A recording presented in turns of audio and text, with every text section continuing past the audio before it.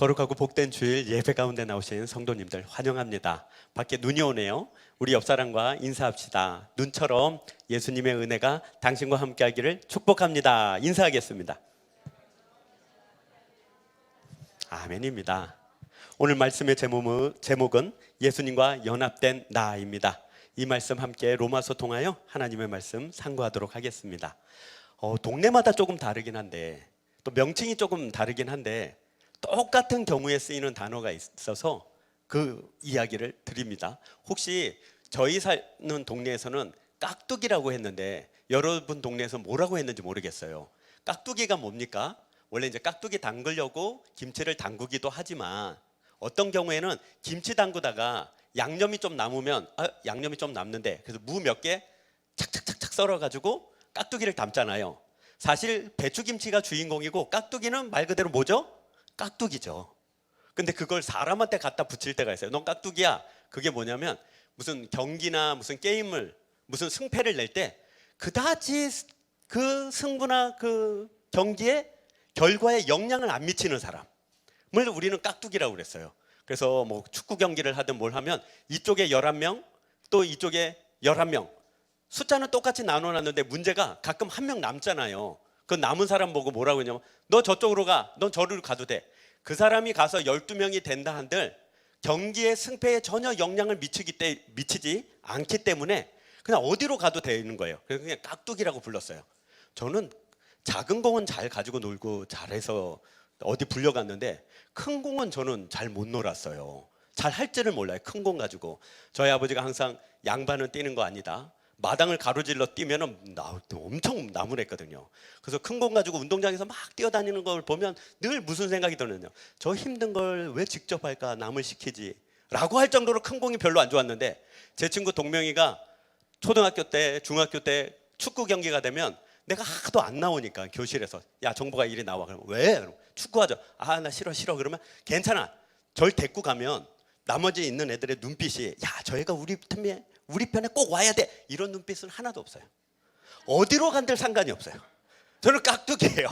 승패에 전혀 영향을 미치지 않아요. 저는 그냥 운동장에서 햇빛 받는 거예요. 햇빛. 공이 왔다 가서 내 앞을 그냥 지나가면 애들이 야 왜 그걸 못 잡아? 아무도 안 그래요. 왜냐면 기대가 없어요.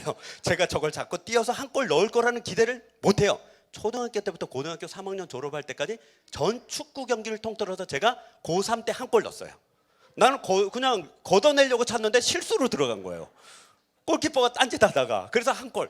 저는 12년 동안 딱 한 골 넣은 사람이에요. 한 골. 군대 가서 제가 고참이 돼서 축구를 없애고 야구로 바꿨어요. 저는 야구는 잘하거든요. 야구는 엄청 잘하거든요. 그러나 축구는 전혀 싫어했어요. 그게 깍두기예요. 어느 편에 들어가든 상관없이 승패의 결과에 전혀 영향을 못 미치는 사람. 그 사람이 깍두기인데 예수 앞에서 우리가 깍두기예요. 예수님이 하신 모든 일 가운데서 깍두기예요. 예수님이 앞으로 할 일 모든 가운데서도 우리는 깍두기예요. 사실 우리가 어떤 것을 통해서도 예수님이 하시고자 하는 일에 승패를 가늠지을 수 없어요. 예수님은 예수님이 하시고자 하는 일을 예수님께서 직접 하셔서 그 승패를 결정짓는 분이에요. 다만 우리를 깍두기로 데려가 주세요. 깍두기의 좋은 점이 뭡니까? 깍두기가 속한 팀이 이기면 깍두기는 저절로 이겨요. 뭐 했는데요? 운동장에 서서 햇빛만 받았는데 이기면 내가 이기는 거예요. 운동장에 공을 보는데 단 한 번도, 지금도 기억나요. 중학교 때 공을 쫓아다니긴 했어요. 저도 성인은 보여야 되잖아요. 한 번도 공을 발로 대보지 못하고 끝난 경기도 숱해요. 그냥 왔다가 서 있다가 갔다가 서 있던 그 기억만 나요.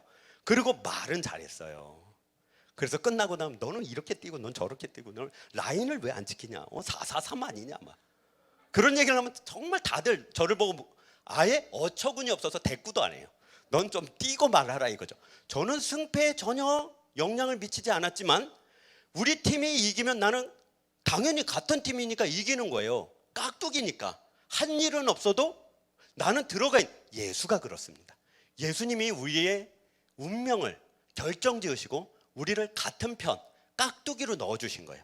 오늘 이 깍두기의 역할에 대하여 또 깍두기의 은혜에 대해서 같이 말씀을 나누려고 합니다. 우리가 인생 살면서 결정적인 순간이 다가올 때가 있을 것입니다. 앞으로 우리가 원하고 우리가 바라는 것들이 얼마나 결정적이지 안 왔다는 것을 깨닫는 순간이 올 것입니다. 내가 바라고 난 이거 아니면 안 돼, 저거 아니면 안 돼, 간절히 바랬던 그 어떤 쟁취하고자 소원했던 것이 아이고 이거 다 소용없구나, 아무것도 아니구나 하는 순간이 딱 오게 될 것입니다. 언제 그렇습니까? 죽는 순간이 그렇죠. 죽는 순간에는 그동안 내가 쫓아왔던 돈이든 건강이든 명예든 출세든 성공이든 그리고 자랑질이든 잘난 척이든 그 모든 것들이 죽음 앞에서는 아무 힘을 못 쓰게 되는 순간이 다가옵니다. 그 죽음 앞에서는 딱 한 가지 소원밖에 없습니다. 만약에 진짜로 천국이 있다 없다는 둘째치고, 저는 그래요. 천국이 있다 없다는 둘째치고 저 어릴 때는 그런 생각이 있어요. 지옥이 있으면 어떡합니까? 이건 진짜 큰일이에요. 천국에 못 가는 거는 어릴 때 못 갈 수도 있지 이렇게 생각했지만, 천국에 못 가면 끝이면 좋은데 그렇지 않고 천국이냐 지옥이냐 둘 중에 하나로 나뉘게 되는 그 두 갈래길에서 이쪽일 수밖에 없다면 천국을 가야지요. 지옥 가면 큰일이잖아요. 그러면 우리가 인생 가운데서 결정적인 순간이요, 결정적인 것이라고 생각했던 그것이 다 내려놓는 순간은 죽음의 순간인데, 천국의 문을 열고 들어가는 자는 복되고 지옥의 문이 열려서 그쪽으로 빨려 들어가는 자들은 참으로 자기 자신을 한탄하며 자기 자신을 오히려 저주하며 자기 자신이 괴로운 영원함에 빠지게 됨을 알게 될 것입니다. 바로 그 순간입니다. 그 순간에 우리는 어떻게 천국에 들어갈 수 있는가? 우리가 왜 예수를 믿었고 또 예수를 믿는 것으로 말미암아 천국의 문이 우리에게 열리도록 허용이 되어졌고 허락이 되어졌고 천국에 들어가게 되었는가? 그에 대하여 오늘 본문은 이렇기 때문에 우리가 천국 가게 되었다라고 말합니다. 그게 5절입니다. 5절 읽어볼까요? 만일 우리가 그의 죽으심과 같은 모양으로 연합한 자가 되었으면 또한 그의 부활과 같은 모양으로 연합한 자도 되리라. 바로 예수님과 같은 편이 되어서 그것입니다. 예수님이 십자가에서 죽으실 때 혼자 죽으시는 것이 아니라 우리를 데리고 올라가서 우리가 지은 죄의 대가로 예수님이 죽어주심으로 말미암아 십자가에서의 공로를 우리에게 전가시켰다. 어려운 말로는 전가, 쉬운 말로는 뭐야? 깍두기로 같은 편으로 넣어줬다 이거예요. 어려운 말로는 그 죄의 모든 요구를 만족시킴으로 말미암아 제가 요구하는 사망이 지나가고 제가 요구했던 재책이 지나가고 제가 요구했던 영원한 형벌이 지나가고 이제 우리는 영생하는 하나님의 자녀가 되었다. 어렵게 말하지만 오늘 우리 본문을 쉽게 보기 위해서 이렇게 말하는 겁니다. 우린 진짜 아무것도 한 게 없어요. 할 줄도 몰라요. 그냥 깍두기 같은 거예요. 그런데 예수님 편에 우리를 넣어주신 거예요. 그래서 우리는 예수님이 하신 결과가 우리 것이 되는 거예요. 나는 한 게 없는데요. 깍두기니까요. 난 할 줄 모르는데요. 걱정 마십시오. 깍두기니까요. 넣어주신 거예요. 그래서 우리는요, 예수님 편이 되어져서 예수님이 결과시킨 것이 우리의 결과가 되는 것입니다. 그래서 예수의 죽으심에 연합한 자가 되었기에 죄가 요구하는 죽음을 누가 당하겠다고요? 예수님이 당했다고요. 죄 지은 자는 죽어야 돼 라는 율법의 요구를 누가 대신 당하셨다고요? 예수님이 대신 당하셨다고요. 다만 예수님이 고생 다 해가지고 이루어 놓은 결과를 같은 편인 깍두기인 우리에게 전가, 우리에게 공로로 인정해 줌을 허락하여 주셨다고요. 이게 은혜입니다. 그런데 그와 같이 뭐가 또 됐냐면 또한 그의 부활과 같은 모양으로 연합한 자도 되리라. 어렵게 적어놨지만 이 말입니다. 우리가 죽어서 천국에 가게 되면 천국의 문을 열 때 내 공로나 아니면 나의 업적이나 나의 믿음이나 신앙이 아니라 무엇으로 천국의 문이 열리냐? 바로 예수님의 공로로 열린다는 것입니다. 그런데 여기 문제가 있습니다. 이게 오늘 말씀의 시작입니다. 여기 이 말씀을 붙잡고 이 질문에 스스로 답을 해보십시오. 부활한 사람의 영광, 즉 예수와 연합하여 부활의 그 은혜에 들어가려면 반드시 조건이 필요합니다. 어떤 조건이 필요하죠? 5절 읽은 말씀 그대로 예수 그리스도의 죽으심에 합한 자만이 그리스도의 부활에 동참할 수 있다예요. 즉 부활하고자 하는 자는 먼저 뭐가 있어야 된다고요? 죽는 것이 있어야 돼요. 부활하고자 하는 자, 즉 천국의 문을 열고자 하는 자는 그 죄책과 그 죄의 요구를 만족시키는 일들이 있어야 돼요. 어렵게 말하지만 이 말입니다. 우리는 죽는 것 없이는 사는 것이 없다라는 걸 아셔야 돼요. 그것을 이렇게 생각하십시오. 교회를 다니게 되면 좀 어려운 부분이 있습니다. 교회를 딱 나오게 되면 교회 나오는 게 힘들다는 걸 깨닫게 됩니다. 교회 나올 때야 우리가 죄송합니다 이렇게 표현해서 사기를 당했죠. 이럴 줄 몰랐죠. 교회 나오면 병 낫는다고 해서 오신 분 계시죠? 손은 안 들겠습니다. 교회 다니면 부자 된다고 해서 오신 분 있죠? 아이고 어떡합니까? 속으셨네요. 아이고 교회에 오면 예수 믿으면 만사형통한다고 그래서 오신 분 있잖아요. 어떡합니까? 맞습니다. 그 말이. 예수를 믿으면 병도 낫고요, 부자도 되고요, 만사형통하고요, 평안하고요, 힘있게 살 수 있고요, 긍정적으로 살 수 있고, 적극적으로 살 수 있고, 참으로 자기 인생의 계획과 소원을 이루어낼 수 있습니다. 다만 무엇이 전제되어지고 무엇이 먼저 있어야 되냐면, 이런 살아나는 모든 일들은 죽는 일이 필요합니다. 죽는 일 없이 살아나는 것이 단 하나도 없어요. 그래서 교회 나오는 것이 얼마나 어렵냐면요, 우리는 그냥 나왔으니까 교회가 나와지는 것처럼 여겨지지만 그렇지 않죠. 우리야 오늘 아침에 아이고 눈이 오네, 날씨가 구두네, 아이고 어떻게 가냐 교회를, 아이고 그냥 나온 거예요. 그래서 그냥 나와진 것처럼 생각해요. 안 그래요. 제가 저번에 한번 말씀드렸어요. 철야 때 제가 전도를 하면서 저기 안산에 가면 상록수역이라고 있고, 그 앞에 고등학교가 하나 있어요. 그 앞에 김밥집이 하나 있고, 그 김밥집 2층에 가정집 꾸미고 사는 아줌마가 있어요. 거기서 밥을 먹다가, 신방하고 밥을 먹다가 아줌마를 전도를 하게 된 거예요. 아줌마가 앉아서 얘기를 듣는데 정말 은혜가 넘쳐서, 아이고 그러냐고, 내가 교회 꼭 가겠다고, 나 진짜 교회가 그런 데인 줄 몰랐다고, 나 교회 꼭 가겠다고. 제가 얼마나 사기를 쳤겠어요. 예수 믿으면 병이 낫고요, 예수 믿으면 돈을 벌고요, 예수 믿으면 평안을, 예수 믿으면 만사 형통통통합니다. 왜 사람을 막 부풀어 올려놨어요. 풍선 불듯이 막 그래 막 부풀어 이제 나온다는 거예요. 나오겠다는 거예요. 그래서 약속을 했어요. 10시 반에 내가 여기 앞에 오겠다, 내려와라. 11시에 예배니까. 그래서 차를 끌고 갔어요. 교회 허락을 받고, 부목사니까 교회 허락을 받아야죠. 주일날 나가야 되니까. 10시 반에 차를 딱 댔어요. 그리고 나서 전화를 했어요. 왔다고 내려오라고. 아이고 어떡하냐고 목사님, 내 큰일 났다, 못 나간다고. 왜요? 그랬더니 호암 마마보다 무서운 주일날 아침에 시어머니가 찾아왔대요. 무슨 얘기인지 모르시겠어요? 주일날 아침에 연락 없이 시어머니가 찾아온 거예요. 그럼 못 나오죠. 어떻게 옵니까? 호암 마마보다 무섭지는 않으신가 봐요. 여러분은 다행입니다. 복되십니다. 그러니까 못 나온다. 그러냐고. 그럼 다음 주 다시 오겠다고 하고 갔어요. 그리고 심지어 사람들까지 데리고 가서 주중에 그 집에 김밥을 엄청 팔아줬어요. 잘 보이려고. 그리고 다시 갔어요. 근데 10시 반에 가가지고 기다리고 있는데 전화가 왔어요. 느낌이 오잖아요. 불안하잖아요. 내가 전화 안 했는데 자기가 전화를 먼저 하니까 불안하잖아요. 그래서 기다리고 있는데 전화 와서 화장실에서 커피 씻고 나오다 넘어져서 뼈가 부러진 거예요. 그래서 못 나왔어요. 아직까지 못 나오고 계세요. 교회 나오는 게 그렇게 쉬운 것이 아닙니다. 잡고요, 붙잡고요, 못 나오게 해요. 어쨌든 간에 큰일 났겠다 싶어가지고 못 나오게 해요. 그리고 나왔어요. 그러면 그냥 됩니까? 안 돼요. 죽는 일이 벌어져요. 비유에, 씨 뿌리는 비유에 뭐라고 되어 있습니까? 복음이 씨 뿌려진대요. 근데 첫 번째 뿌려진 게 길가예요. 사람들이 밟으니까 죽어요. 두 번째 뿌려진 건 돌짝밭이에요. 조금 싹이 탁 튀었는데 무거운 돌이 누르니 죽어요. 또 가시밭에 씨가 떨어졌어요. 좀 나서 자라는 듯 하나, 가시나무는 밑에 있는 모든 나무를 죽이잖아요. 탱자나무 보셨습니까? 탱자나무는 탱자나무만 살아요. 가시나무는 절대 다른 나무들이 못 살아남게 해요. 다 죽여버려요. 그러니 죽었어요. 그게 우리예요. 우리가 교회 딱 나오니까 희한하죠. 교회 다니게 할 만한 건 요만큼 보이고, 교회 못 다니게 하는 건 수두룩 해요. 목사님은 왜 저렇게 잘생겨가지고 기분 나빠서 못 다니잖아요. 그러지 않습니까? 나 정말 기분 나쁘다. 살다 정말 자꾸 목사님 앞에 있으면 오징어 같고 느낌이 안 좋아. 이러고 교회를 안 나오세요? 뭡니까? 힘들죠. 나와가지고 뭐 예수 믿으려고 기도해보고 뭐 했더니 응답이 안 와요.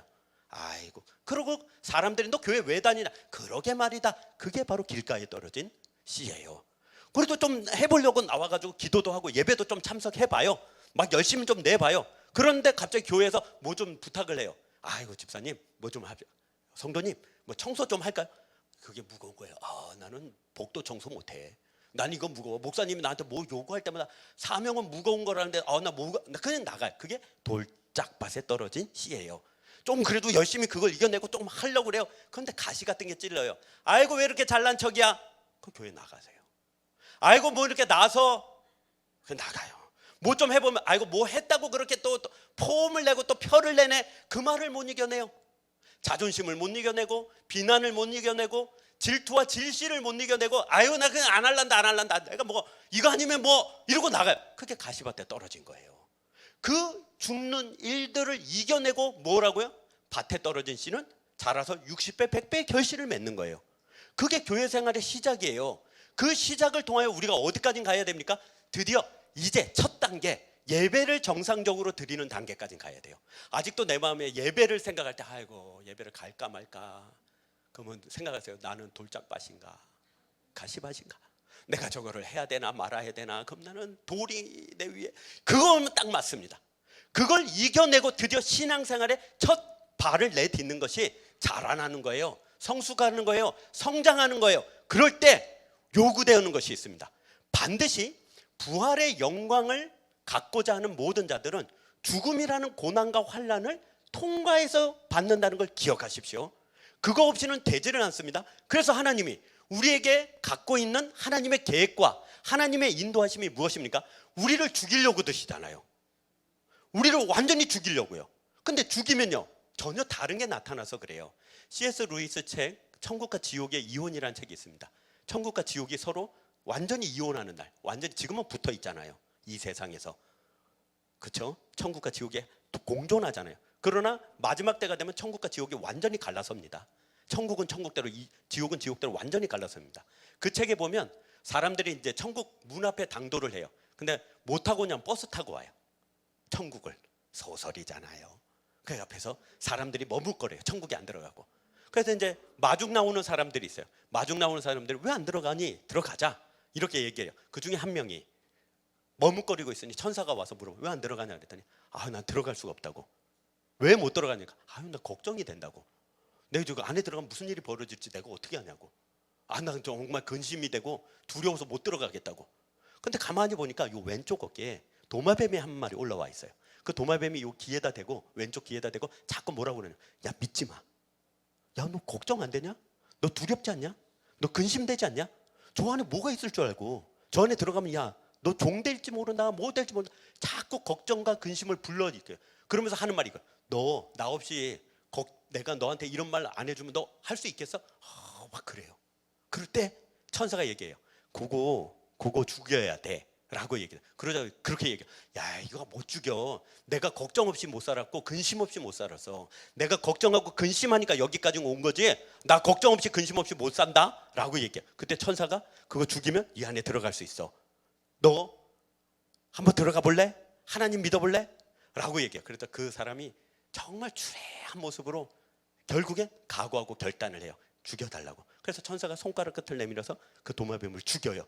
그때 이 사람이 고통과 신음 속에서 크게 소리를 지르면서 죽어요. 그런데 갑자기 1초도 되지 않아서 아주 환한 빛의 광채처럼 그 사람이 되살아나요. 그리고 완전히 변화된 모습으로 천사를 따라서 천국으로 들어가요. 그 장면이 나옵니다. 그 이야기를 하는 것입니다. 바로 하나님께서 부활의 영광으로 데려갈 모든 자들은 이 세상의 것을 그 생각과 그 마음과 그 인생의 계획 가운데서 다 죽여버리셔요. 죽음 가운데로 이끈다고요. 그러니 우리가 가지고 있는 모든 소유와 우리가 갖고 있는 인생의 계획을 하나님 앞에 가져와서 십자가에 못 박혀 죽여버리고 거기서 주님이 살려내는 것으로 가져가지 않으면 우리는요 썩어질 것에 육신의 것을 쫓아가는 육신에 속한 사람이 되고 십자가의 죽임으로 말미암아 하나님께서 되살려 준 것을 가지고 간다면 영생하는 하늘의 것으로 사는 자가 된다고요. 잘 들어보십시오. 조금 어렵지만 우리가 왜 돈이 쫓아가도 돈이 도망을 가고 건강을 쫓아가도 건강이 도망을 가며 인생의 내 계획과 인생에 있어서 풀리지 않는 문들이 왜 안 열립니까?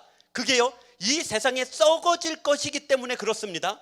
그걸 들고 가서 주님 앞에 십자가에 못 박아서 주님이 살려주는 건강, 주님이 살려주는 돈, 주님이 살려주는 것으로 살게 되면 전혀 다른 변화된 삶을 살게 되는 것입니다. 나만 변화되는 것이 아니라 내게 속한 모든 것이 변화를 되는 것입니다. 잘 들어보십시오. 십자가에 가서 믿음으로 드린다는 것은 이것입니다. 돈이든 건강이든 관계든 뭐 계획이든 이걸로 인하여 지금 내 컨디션이 좌지우지되고 내 마음이 좌지우지되고 그걸로 인하여 내가 걱정과 근심 가운데 있으며 그걸로 인하여 내 인생의 계획 가운데서 무너져 있으면 그건 아직 십자가에 못 박지 않은, 죽지 않은 이 세상에 썩어질 것을 갖고 있기 때문에 그렇습니다. 그럼 반대겠죠? 십자가에 내 건강과 내 돈을 못 박아서 죽여버리면 주님이 다시 살려주세요. 주님이 다시 살려주세요. 이건 내가 살리는 게 아닙니다. 주님 앞에 이렇게 기도하시면 됩니다. 끌고 나가서 주님, 내 돈을 주님 앞에 다 못 박습니다. 주님이 알아서 하십시오 라고 합니다. 그러면 주님께 맡긴 증거는 뭐냐? 이게 증거입니다. 전에는 돈만 보면, 건강만 보면, 세상 일만 보면, 자식만 보면, 내 앞길만 보면 걱정과 근심과 두려움에 의해서 내가 좌지우지 되었는데 하나님 앞에 맡겼다, 십자가에서 죽여버렸다. 그 증거는 뭐냐면 더 이상 똑같은 돈이고 똑같은 건강이고 똑같은 인생살이고 똑같은 관계인데 더 이상 그것으로 좌지우지 되지 아니하고 온전히 내가 나의 인생을 꾸려나가서 있든지 없든지, 그것이 되든지 아니 되든지 상관없이 나는 온전히 주를 바라보고 살아가는 것. 쉬운 말로는 걱정 근심이 없는 거예요. 철야 때 제가 무슨 말씀을 드렸습니까? 우리가 말씀을 보면서 무엇을 보았습니까? 진짜 믿음은 간단해요. 딱 하나예요.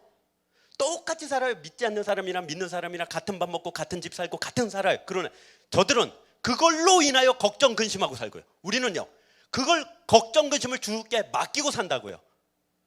차라리 주님, 내가 이것이 어떻게 되든지 상관없으니 주님, 나로 하여금 주님으로 인하여 살게 하여 주옵소서.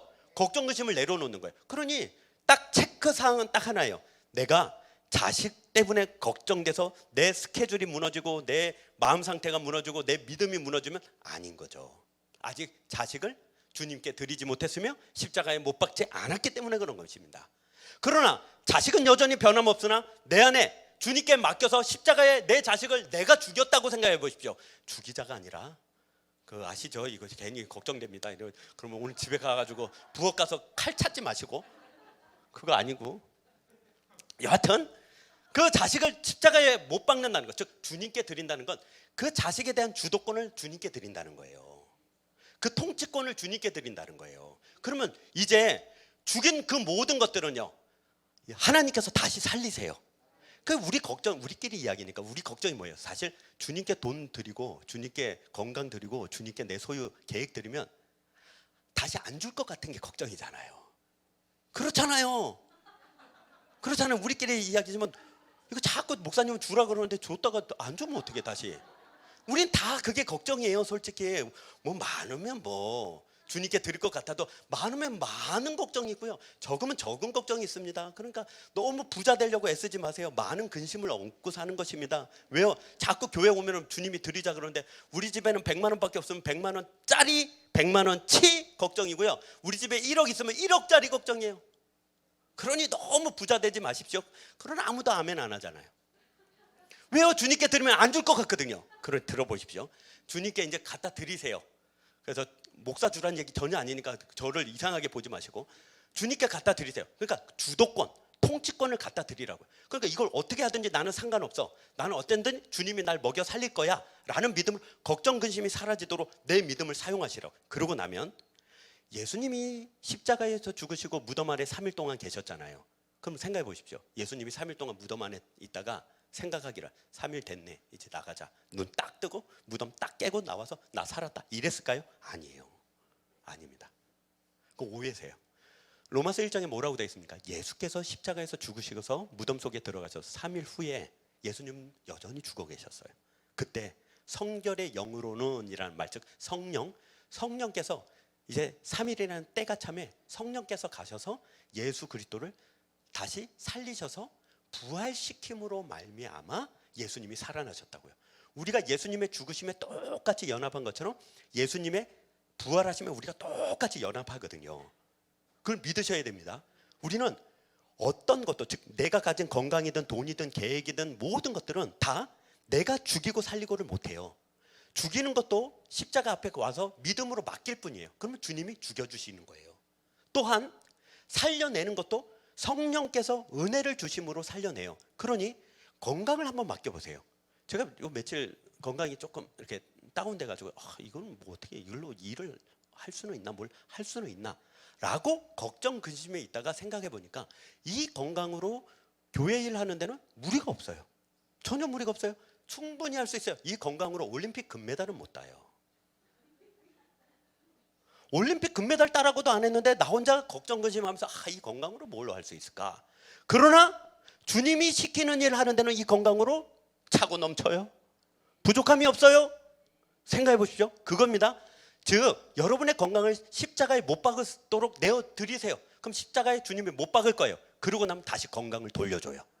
그 건강을 돌려주는데 전혀 다른 건강으로 돌려줘요. 전엔 건강으로 걱정과 근심과 두려움에 쌓였다면 이제 그 건강으로 기쁘고 즐겁고 행복하게 내가 뭘 할 수 있을까? 나가자, 일어나자, 해보자 해서 진짜로 건강해져요.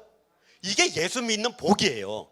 예수 믿으면 뭐 돈이 생기고 건강이 생기고 만사형통하는 게 아니에요. 결과적으로는 맞아요. 어떻게 해요? 죽는 일 먼저 있고 그 후에야 살리심이 있나니, 이 말씀을 꼭 기억하세요. 주님 앞에 드려져야 돼요. 드려진다는 건 뭐예요? 그의 통치권, 주도권을 내가 주님께 맡기는 거예요. 내 돈 아니다, 내 건강 아니다, 내 인생 아니다 하는 거예요. 요즘 애들도 그 노래도 모를 텐데 맨날 애들이 제일 많이 하는 말이 뭐예요? 내 인생은 나의 것.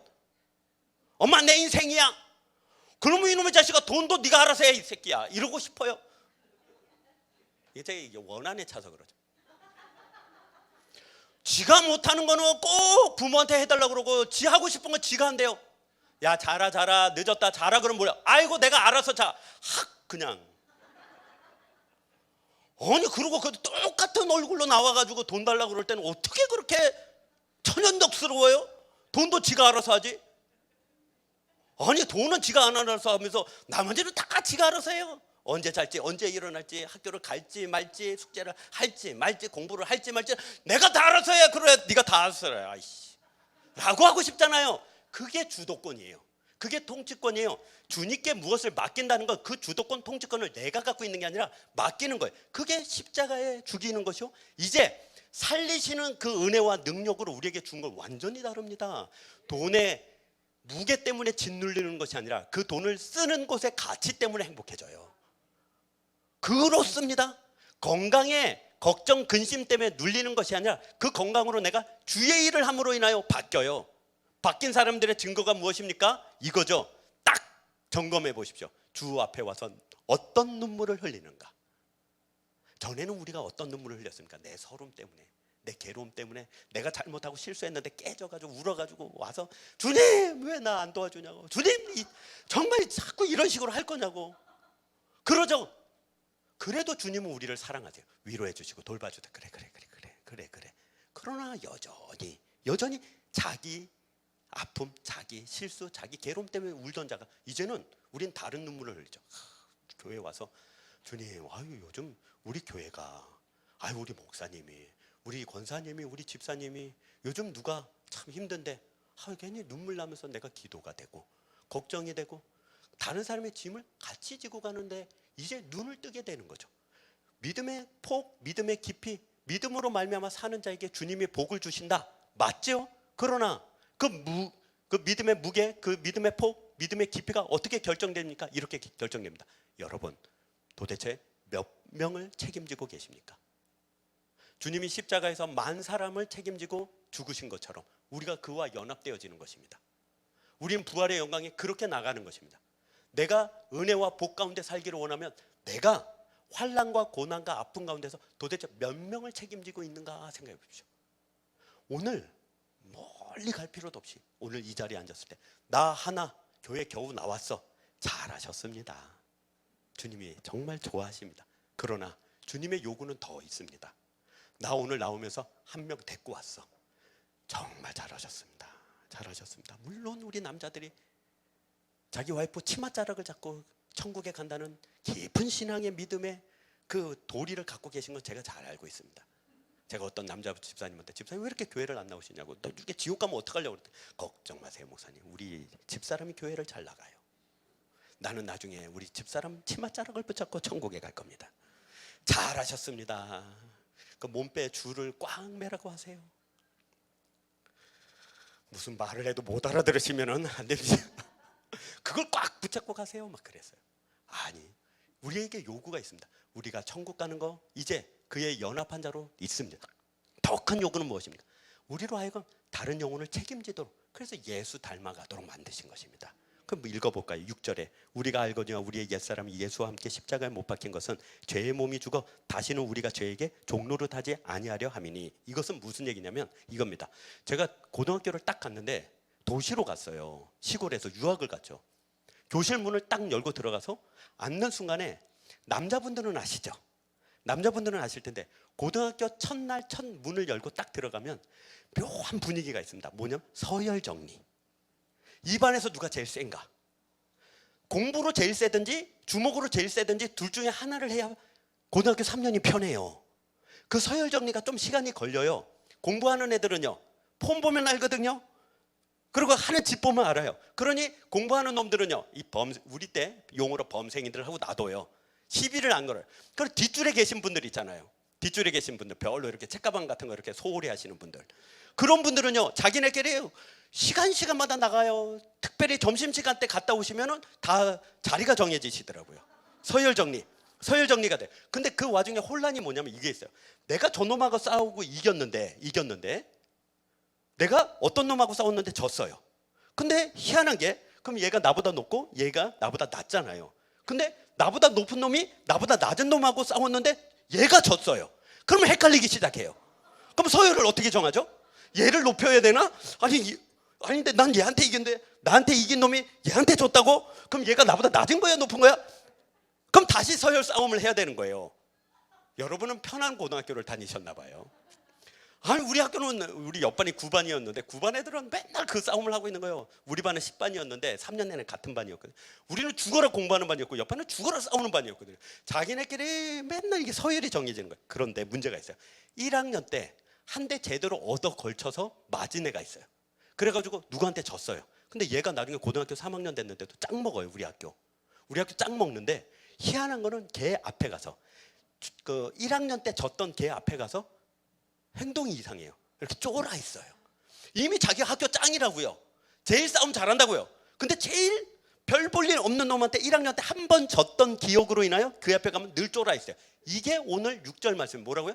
우리가 죄의 종으로 살던 습관이 남아 있어서, 세상의 종으로 살던 습관이 남아 있어서 예수께서 이제 각오하고 결단하고 믿음으로 살기를 각오하고 결단한 사람은 이길 수 있도록 해 놓으셨는데 쫄아 있다고요.